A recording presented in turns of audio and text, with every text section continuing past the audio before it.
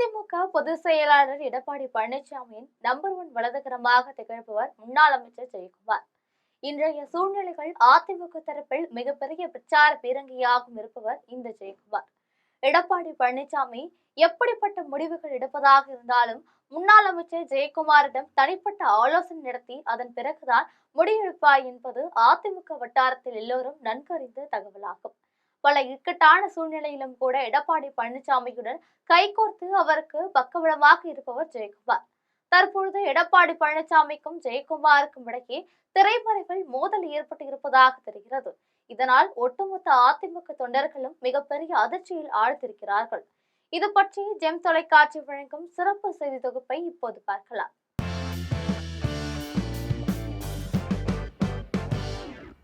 தமிழ்நாட்டின் மிகப்பெரிய கட்சியாக திகழும் அதிமுகவுக்கு பக்கபலமாக இருப்பவர் முன்னாள் அமைச்சர் ஜெயக்குமார்.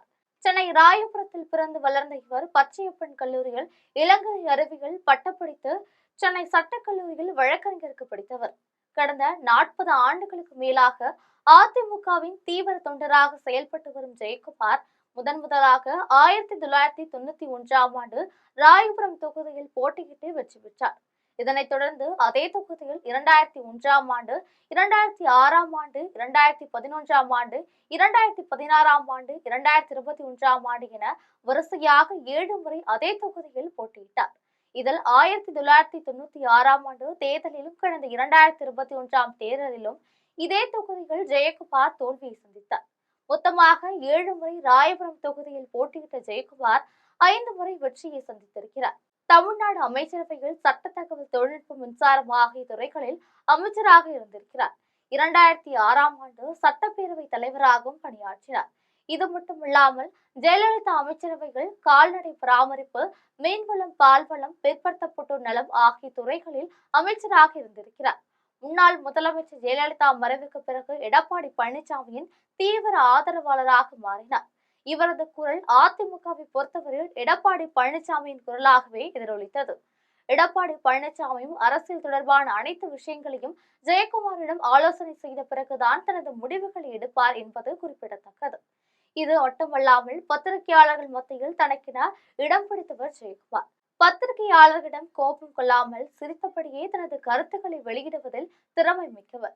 தமிழ்நாடு அரசியல் சூழ்நிலைகள் குறித்து உடனுக்குடன் தனது கருத்துக்களை பகிரங்கமாக சில சமயங்களில் நகைச்சுவையாகவும் தெரிவிப்பார். இது மட்டுமில்லாமல் அதிமுகவில் சிறந்த பேச்சாளராகவும் வலம் வருபவர் ஜெயக்குமார். இப்படிப்பட்ட ஜெயக்குமார் இடைப்பட்ட காலத்தில் கருத்து வேறுபாடு காரணமாக தமிழக வெற்றிக் கழகத்தில் இணைய போவதாக பேசப்பட்டது. ஏற்கனவே முன்னாள் அமைச்சர் செங்கோட்டையன் தமிழக வெற்றிக் கழகத்தில் இணைந்த நிலையில் ஜெயக்குமாரும் தமிழக வெற்றிக் கழகத்தில் இணைய இருக்கிறார் என்ற தகவல் பரபரப்பாக பேசப்பட்டது. ஆனால் ஜெயக்குமார் இதனை முழுமையாக மறுத்தார்.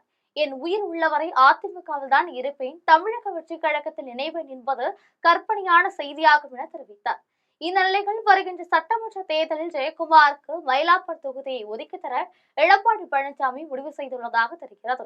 இத்தொடர்பாக அமைச்சர் ஜெயக்குமார் எடப்பாடி பழனிசாமியிடம் கருத்து தெரிவிக்கும் பொழுது, நான் ராயபுரம் தொகுதியில் தான் போட்டியிடுவேன், அதுதான் நான் பிறந்து வளர்ந்த ஊர், எனவே ராயபுரம் தொகுதி இல்லாமல் மயிலாப்பூர் தொகுதியில் நான் போட்டியிட விரும்பவில்லை என பேசியிருக்கிறார். இத்தொடர்பாக இருவருக்கும் இடையே கருத்து வேறுபாடுகள் ஏற்பட்டு இருக்கின்றன. இந்த நிலையில் எடப்பாடி பழனிசாமிக்கும் தனது கருத்தை உறுதியாக தெரிவிக்கும் வகையில் ராயபுரத்தில் நடைபெற்ற ஒரு பொதுக்கூட்டத்தில் முன்னாள் அமைச்சர் ஜெயக்குமார் காரசாரமாக பேசியிருக்கிறார். ராயபுரத்தில் நடைபெற்ற கூட்டத்தில் அமைச்சர் ஜெயக்குமார் பேசும் பொழுது, கடந்த 2001ஆம் ஆண்டு தேர்தலில் என்னை ஜெயிக்க வைத்தீர்கள், அதன் பிறகு 2006, 2011 தேர்தலிலும் ஜெயிக்க வைத்தீர்கள். ஆனால் 2021 தேர்தலில் என்னை கைவிட்டு விட்டீர்கள். நான் என்ன தப்பு செய்தேன் சொல்லுங்கள்? ஊரை எடுத்து உலகில் போட்டேனா? கட்ட பஞ்சாயத்து செய்தேனா? இல்லை என்று கள்ளச்சாராயம் காய்ச்சேனா? ரவுடித்தனம் செய்தேனா? மாமூல் கேட்டேனா? இல்லை அடாவடித்தனம் செய்து பொறுக்கித்தனம் செய்தேனா? சொல்லுங்கள் பார்க்கலாம். யாராவது அப்படி நான் செய்திருந்ததாக சொன்னால் பார்க்கலாம். அரசியலை விட்டு நான் போய்விடுகிறேன். அப்படியெல்லாம் அனைத்திந்திய அண்ணா திராவிட முன்னேற்ற கழகம் கிடையாது. உங்களை சுற்றி சுற்றிதானே நான் வருகிறேன். இன்னும் 10 தேர்தல் அல்ல, 11 தேர்தலில் நான் நிற்பேன். அதுவும் ராயபுரத்தில் தான் நிற்பேன். நான் போய் பொதுச் செயலாளரிடம் கேட்டு, அவர் கும்படிப்பூண்டியில் நிற்கலாம், அல்லது மயிலாப்பூரில் நிற்கலாம், அல்லது சென்னையில் ஏதாவது ஒரு தொகுதியில் நிற்கலாம் என்று சொல்கிறார்.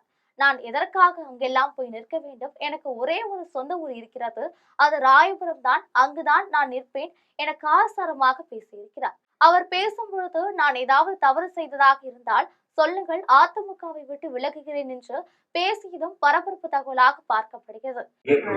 90 நீங்க ஜெயிக்க வச்சீங்க, 96 தோத்த, மறுபடியும் 2001 என்ன பண்ணீங்க?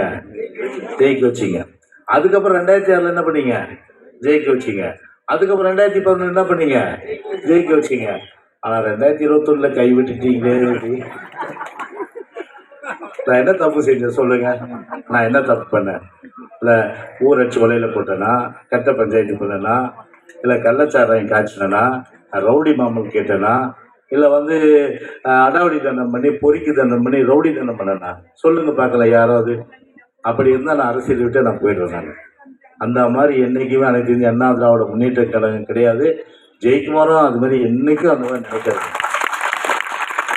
அப்படி உங்களை சுற்றி சுற்றி சுற்றி தான் நான் இன்னும் 10 எலெக்ஷன் நான் நிற்பேன். அதுவும் ராயபுரம் தான் நிற்பேன். நான் பொதுச்சேரத்தை கேட்டேன்னா இங்கேருந்து கும்மிடிப்பள்ளி போய் நிற்கலாம், இல்லைன்னா சென்னையில் ஏதோ ஒரு தொகுதி நிற்கலாம். மயிலாப்பூரோட சொன்னாங்க. அடப்பட எனக்கு ஒரே ஒரு சொந்த ஊர் தான் ராயபுரம் தான். இதற்கிடையே திரைமறைவில் தனக்கு ராயபுரம் தொகுதி ஒதுக்கி தராவிட்டால் அவர் அதிமுக விட்டு ஒதுக்கி இருக்க முடிவு செய்துள்ளதாகவும் தெரிகிறது. இது தொடர்பாக எடப்பாடி பழனிசாமியிடம் ஆலோசனைகள் நடைபெற்று வருகின்றன. கடந்த தேர்தலில் ஜெயக்குமார் இந்த தொகுதியில் தோல்வியடைந்ததால் எடப்பாடி பழனிசாமி தற்போது அவருக்கு வேறு தொகுதி ஒதுக்கி தர திட்டமிட்டு இருக்கிறார். ஆனால் ராயபுரம் தொகுதியில் நான் எப்படி வெற்றி பெறுவேன் என்பதில் ஜெயக்குமார் உறுதியாக இருக்கிறார்.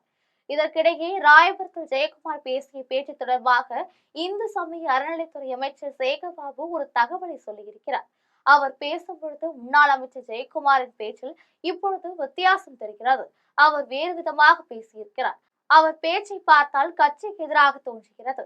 கடந்த தேர்தலில் திமுகவுக்கு சவால் விட்ட அவர் தற்பொழுது அடங்கி பேசுகிறார் என தெரிவித்திருக்கிறார். இது போன்ற அரசியல் பின்னணி செய்திகளை தெரிந்து கொள்வதற்கு ஜெம் தொலைக்காட்சியுடன் தொடர்பில் இருங்கள். நன்றி, வணக்கம்.